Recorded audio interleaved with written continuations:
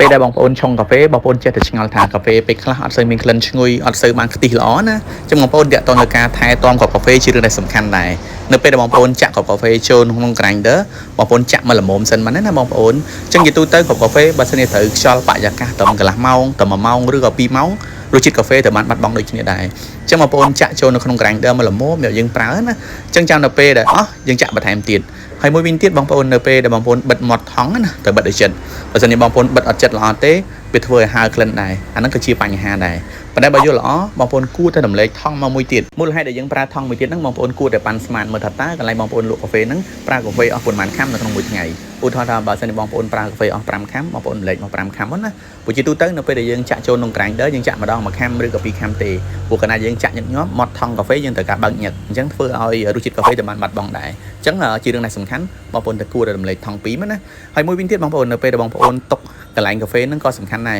កុំຕົកចំកន្លែងថ្ងៃទៅថ្ងៃរះណាបើសិនបើជាបងប្អូនຕົកចំកន្លែងថ្ងៃរះចំវាអាចនឹងប៉ះចំកណ្ដៅអញ្ចឹងធ្វើរសជាតិកាហ្វេត្រូវបានបាត់បង់ដែរអញ្ចឹងបងប្អូនຕົកកន្លែងដែលយើងមកលុបធម្មតាមកនោះរសជាតិកាហ្វេនឹងល្អផងដែរអរគុណច្រើនដែលតាមដានវីដេអូនេះកុំភ្លេច share ຕົកអ្នកមួយប៉ុណ្ណា